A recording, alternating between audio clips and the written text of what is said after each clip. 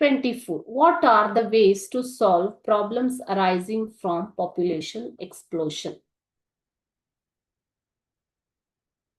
ಜನಸಂಖ್ಯಾ ಸ್ಫೋಟದಿಂದ ಉಂಟಾಗುವ ತೊಂದರೆಗಳನ್ನ ಹೇಗೆ ಸಾಲ್ವ್ ಮಾಡುವುದು, ನಿವಾರಿಸುವುದು ಅಂತ ಕೇಳಿದ್ದಾರೆ. ಓಕೆ, ಸೊ ಜನಸಂಖ್ಯಾ ಸ್ಫೋಟದಿಂದ ಏನೇನ್ ತೊಂದರೆ ಆಗುತ್ತೆ ಮಕ್ಕಳೇ? So what are the problems? I have clearly told you.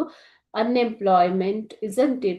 So economic inequality, health problems, in the problems of health sector, okay, like poverty and beggary. All these problems are caused through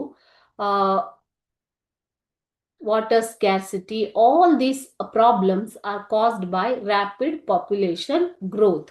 So how to solve these problems? Spread of literacy.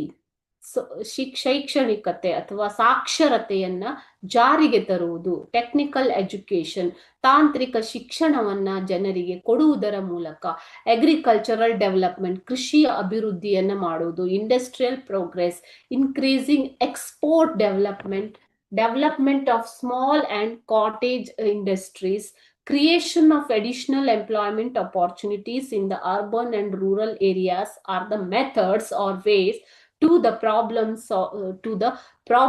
caused by overpopulation. Okay, so all these measures can be taken to eliminate the problems caused by overpopulation.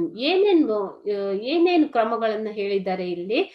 Spread of literacy, ಸಾಕ್ಷರತೆ, ತಾಂತ್ರಿಕ ಶಿಕ್ಷಣ, ಕೃಷಿಯನ್ನು ಅಭಿವೃದ್ಧಿಪಡಿಸುವುದು, ಕೈಗಾರಿಕೆಯನ್ನು ಅಭಿವೃದ್ಧಿಪಡಿಸುವುದು, increasing exports ಅಂತಂದ್ರೆ ರಫ್ತನ್ನ ಹೆಚ್ಚಿಗೆ ಮಾಡುವುದರ ಮೂಲಕ, ಅದೇ ರೀತಿ ಸಣ್ಣ ಕೈಗಾರಿಕೆಗಳು ಮತ್ತು ಗುಡಿ ಕೈಗಾರಿಕೆಗಳನ್ನು ಅಭಿವೃದ್ಧಿಪಡಿಸುವುದು, ಕ್ರಿಯೇಷನ್ ಆಫ್ ಅಡಿಷನಲ್ ಎಂಪ್ಲಾಯ್ಮೆಂಟ್ ಅಂದ್ರೆ ಹೆಚ್ಚುವರಿ ಉದ್ಯೋಗವನ್ನ ಸೃಷ್ಟಿಸುವುದರ ಮೂಲಕ, ಈ ಎಲ್ಲ ಯೋಜನೆಗಳ ಮೂಲಕ ಏನೇನು ತೊಂದರೆಗಳಾಗ್ತಾ ಇವೆ ಜನಸಂಖ್ಯಾ ಸ್ಫೋಟದಿಂದ ಅದನ್ನ ಕಡಿಮೆ ಮಾಡಬಹುದು.